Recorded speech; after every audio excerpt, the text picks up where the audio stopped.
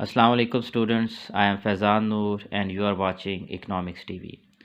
Students, आज के इस लेक्चर में हम गाजियन मेथड को यूज़ करेंगे to solve the system of linear equations। For simplicity, I have taken a numerical example with two variables x1 and x2। इस system of linear equation को गाजियन method से सॉल्व करने के लिए फर्स्ट ऑफ ऑल जो एक procedure हम adopt करेंगे वो ये होगा कि हम मैट्रिक्स फॉर्म बनाएंगे इस सिस्टम ऑफ लीनियर इक्वेशंस की। And for this purpose I will write a statement that the matrix form of above given system of linear equations is। तो मैट्रिक्स फॉर्म किस तरह से बनेगी कि हम जो कोफिशिएंट मैट्रिक्स है वो अलग कर लेंगे, वेरिएबल मैट्रिक्स अलग कर लेंगे और जो कांस्टेंट मैट्रिक्स होगा वो अलग कर लेंगे। तो अगर हम कोफिशिएंट मैट्रिक्स की बात करें तो लुक एट इट, पहली इक्वेशन जो है उसके अंदर 4 और 3 कोफिशिएंट्स के तौर पे यूज़ हो रहे हैं। 4x1 का कोफिशिएंट है और 3 जो है वो x2 का कोफिशिएंट है, जबकि दूसरी इक्वेशन में 2x1 का कोफिशिएंट है और जो 5 है वो x2 का जो है ना वो हमारे पास कोफिशिएंट है। तो ये एक हमारे पास मैट्रिक्स कोफिशिएंट मैट्रिक्स जो है ना वो बन जाएगा। इसके साथ हम वेरिएबल मैट्रिक्स लिखेंगे x1 x2 और राइट हैंड साइड पे हमारे पास कांस्टेंट मैट्रिक्स आ जाएगा 28 एंड 42। अब मज़ीद सॉल्व करने से पहले हम सपोज़ करेंगे कि हमारा जो कोफिशिएंट मैट्रिक्स है वो ए सिंबल से जो है ना वो रिप्रेजेंट होगा और जो हमारे पास वेरिएबल मैट्रिक्स है उसको मैं बी का नाम दे देता हूँ और जो कांस्टेंट मैट्रिक्स है उसको मैं सी का नाम दे देता हूँ। तो इस हिसाब से हमारे पास जो इक्वेशन बनेगी that will be A B is equal to C. अब यहाँ पे हमारा जो मेन टास्क है वो है इस बी की वैल्यू को जो है ना वो फाइंड आउट करना, क्योंकि जो बी है बेसिकली ये हमारे पास x1 और x2 का मैट्रिक्स है या उन अननोन्स का मैट्रिक्स है जिनके लिए हम इस सिस्टम को जो है ना वो सॉल्व करने के लिए जा रहे हैं। अब इस सिस्टम ऑफ लीनियर इक्वेशन को सॉल्व करने के लिए हमारे पास मैट्रिक्स अलजबरा के अंदर 3 मेथड्स हैं। पहला है जिसको हम इन्वर्स मेथड का जो है ना वो नाम देते हैं, इस पे ऑलरेडी मेरी वीडियो जो है वो पड़ी हुई है, आप देख सकते हैं। दूसरा मेथड है कि we can solve this system of linear equations by using Cramer's rule. तो क्रामर रूल पे भी मेरा लेक्चर पड़ा हुआ है। और थर्ड जो कि आज का हमारा टॉपिक है वो है कि we can also utilize the Gaussian method to solve this system of linear equation. तो आज जो कि हम सिर्फ़ और सिर्फ जो है ना वो गाजियन मेथड के ऊपर रहेंगे, तो हम देखेंगे कि कैसे हम गाजियन मेथड को जो है ना वो यूटिलाइज़ करेंगे इस बी मैट्रिक्स की जो है ना वो वैल्यू फाइंड आउट करने के लिए। तो उसके लिए सबसे पहला प्रोसीजर ये होगा कि we will make the augmented matrix. यानी सबसे पहले हम क्या करेंगे, जो ऑगमेंटेड मैट्रिक्स होगा वो फॉर्म करेंगे। तो ऑगमेंटेड मैट्रिक्स कैसे फॉर्म करेंगे, look at it, we have two numerical matrices. पहला ये कोफिशिएंट मैट्रिक्स ए है और दूसरा ये हमारे पास कांस्टेंट मैट्रिक्स सी है। तो हम क्या करेंगे कि हमारा जो ए मैट्रिक्स होगा उसको हम ऑगमेंट करेंगे सी मैट्रिक्स के साथ और उसको ऑगमेंटेशन को राइट साइड पे भी हम अप्लाई करेंगे। तो ए की जगह पे उसका जो न्यूमेरिकल हमारे पास डेटा है वो जहाँ पे पुट करें तो वो है 4 3 2 5, फिर ऑगमेंटेड का साइन और फिर 28 42 जो कि हमारे पास सी है, यानी कांस्टेंट मैट्रिक्स जो है ना वो यहाँ पे हमें जो दिया हुआ है। अब यहाँ पे जो एक फॉर्मल प्रोसीजर हम फॉलो करेंगे जो कि गाजियन ने जो है ना वो हमें एक प्रोसीजर दिया है, वो ये है कि हम यूटिलाइज़ करेंगे रो ऑपरेशन।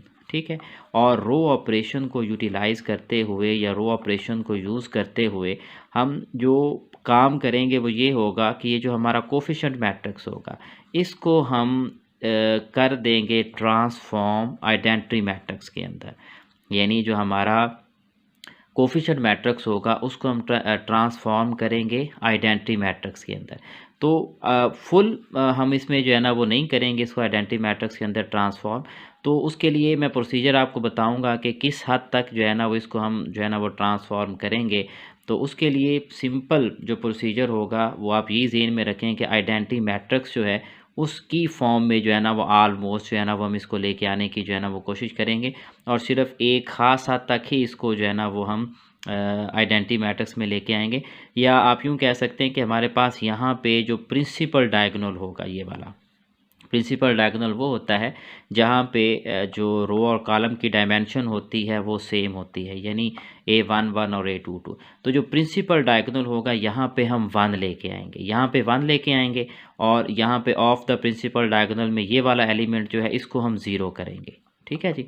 तो यानी यहाँ पे हम क्या करेंगे, 1 1 लेके आ जाएंगे और यहाँ पे 0 करेंगे। तो इस प्रोसीजर करने के लिए हम रो ऑपरेशन को जो है ना वो फॉलो करेंगे और देखेंगे कि ये न्यूमेरिकल कैसे जो है ना वो हम सॉल्व कर सकते हैं। तो उस रो ऑपरेशन को करने के लिए सबसे पहले यहाँ पे हमें 1 चाहिए। ठीक है, A1 पर पे जो है ना वो हमें 1 एलिमेंट चाहिए। तो हम क्या करेंगे कि जो हमारी फर्स्ट रो है उसको 1/4 से जो है ना वो मल्टीप्लाई कर देंगे। ठीक है, तो अब यहाँ पे जो हमारी रो फर्स्ट बनेगी वो सारी रो जो है ना ये हमारी फर्स्ट रो बनेगी 4 3 28, यानी यहाँ तक हमारी जो है ना वो फर्स्ट रो है। तो हम क्या करेंगे, इस सारी फर्स्ट रो को जो है ना वो 1/4 के साथ जो है ना वो हम मल्टीप्लाई कर देंगे, क्योंकि यहाँ पे 4 है तो इसको हमने 1 में ट्रांसफॉर्म करना है। तो उसके लिए एक ही हमारे पास पॉसिबल जो है ना वो मेथड है, और वो ये है कि हम इसको 1/4 से जो है ना वो मल्टीप्लाई करें। तो जब हम इसको मल्टीप्लाई करेंगे तो हमारे पास जो ऑगमेंटेड मैट्रिक्स की ये फॉर्म बनेगी वो बनेगी 1 3/4 28/4 2 5 42। अब साफ जाहिर है कि हमने सिर्फ जो रो ऑपरेशन किया है वो फर्स्ट रो पे किया है, यानी फर्स्ट रो को हमने 1/4 से मल्टीप्लाई किया है। तो जब 1/4 से मल्टीप्लाई करेंगे 4 4 से कैंसिल आउट हो जाएगा, ये 3/4 आ जाएगा हमारे पास, और फिर 28/4 आ जाएगा। इसको अगर आप सॉल्व करें तो ये कैंसिल आउट हो सकता है, 7 4 28 होते हैं। तो सिंप्लीफाइड फॉर्म हमारे पास बनेगी 1 3/4 और 7 और 2 5 एंड 42। अब साफ जाहिर है कि नेक्स्ट टास्क में हम क्या करेंगे, यहाँ पे यानी ये जो एलिमेंट है इसको 0 करेंगे। तो इसको 0 करने का एक ही पॉसिबल सोल्यूशन है कि 2 को 2 से सब्ट्रैक्ट करेंगे हम, यानी 2 में से 2 सब्ट्रैक्ट करेंगे। तो उसके लिए क्या रो ऑपरेशन होगा हमारे पास, हम करेंगे रो 2 -2R1। अब यहाँ पे देखिए 1 है तो 1 को 2 से मल्टीप्लाई करेंगे, फिर 2 में से 2 निकालेंगे तो 0 बन जाएगा। तो रो 2 में से हमने क्या करना है, 2 रो 1 सब्ट्रैक्ट करनी है। तो रो 2 हम ऊपर लिख लेंगे 2 5 42, और ये जो हमारे पास फर्स्ट रो है इसको 2 से मल्टीप्लाई करेंगे 2 3/2 एंड 14। साफ ज़ाहिर है कि जब इसको 2 से मल्टीप्लाई करें तो 2 और 4 एक दूसरे के साथ कैंसिल आउट होंगे, पीछे 3/2 रह जाएगा। इसको सब्ट्रैक्ट करें तो plus minus plus minus plus minus ये कैंसिल आउट हुआ, ये हमारे पास 0 बन जाएगा। और पीछे है 5 -3/2, और ये हमारे पास बनेगा 42 -14।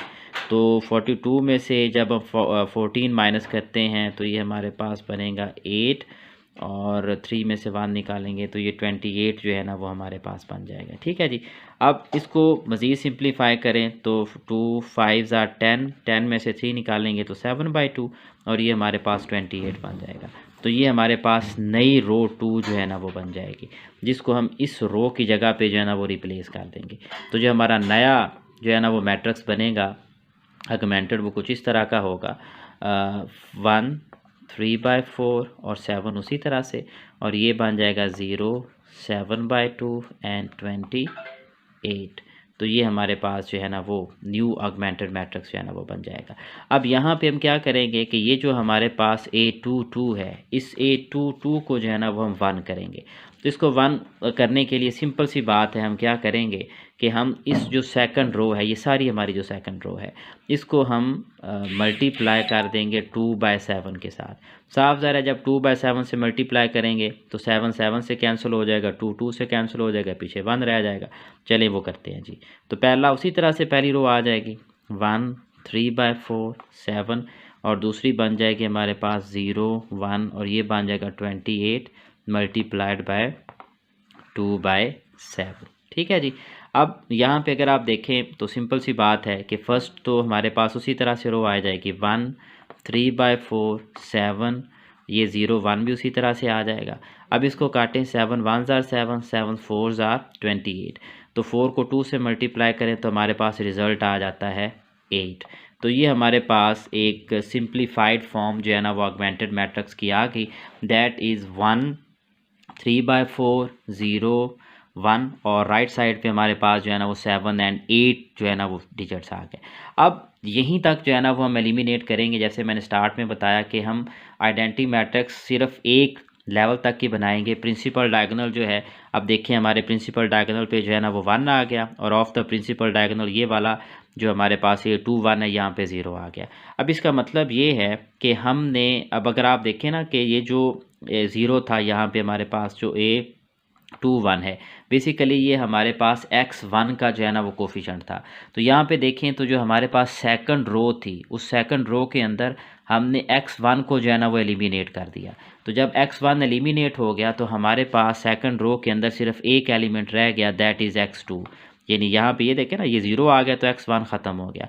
अब ये सिर्फ x2 रह गया, तो x2 किसके बराबर आ गया, हमारे पास 8 के इक्वल आ गया। तो ये हमारे पास x2 की जो है ना वो वैल्यू आ गई।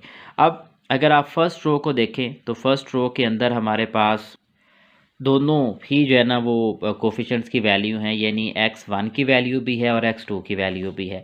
अब यहाँ पे हमारे पास जो x1 की वैल्यू है वो उसका यानी कोफिशेंट 1 है और जो x2 है वो हमारे पास आ गया 3/4 और राइट साइड पे हमारे पास वैल्यू आ गई 7। तो ये हमारे पास सिंप्लीफाइड इक्वेशन बनी x1 + 3/4, सॉरी x2 साथ आ जाएगा, x2 इज़ इक्वल टू 7। अब यहाँ पे x2 ऑलरेडी हम निकाल चुके हैं विच इज़ 8, यानी x2 जो है वो हमारे पास 8 है। तो इस x2 की जगह पे हम उसकी वैल्यू पुट करेंगे विच इज़ 8। तो ये हमारे पास बनेगा x1 + 3/4 × 8 इज़ इक्वल टू 7। अब इसको सिंप्लीफाई करें तो x1 + 4 2 ज़ार 8, 3 को 2 से मल्टीप्लाई करेंगे तो 6 बनेगा, दैट इज़ इक्वल टू 7। तो ये हमारे पास बना x1 इज़ इक्वल टू 7 - 6। तो ये हमारे पास बन जाएगा जी x1 is equal to 1। So by using the Gaussian method we have solved the system of linear equations for the values of x1 and x2। और वो हमारे पास जो वैल्यूज़ आई हैं वो इस तरह से आई हैं कि x1 is equal to 1 and x2 is equal to 8। तो ये जो मेथड है इसको हम 3/3 जो मैट्रिक्स है उसके ऊपर भी अप्लाई कर सकते हैं। और वो हमारे पास सिस्टम ऑफ लीनियर इक्वेशंस जिसके अंदर हमें 3 वेरिएबल्स दिए गए हों ऑन द सेम ग्राउंड जो है ना वो हम उसको सॉल्व कर सकते हैं। और मैं उम्मीद करता हूँ कि आपको आज का ये लेक्चर जो है ना वो समझ आ गया होगा। अगर इसमें किसी को कोई प्रॉब्लम हो, कोई चीज़ समझ ना आई हो तो प्लीज़ कमेंट करें। और अगर आपको समझ आ गई हो तो लेक्चर को लाइक करें, दूसरे दोस्तों के साथ भी शेयर करें ताकि वो भी इससे फ़ायदा उठा सके। Wish you best of luck. अल्लाह हाफिज़।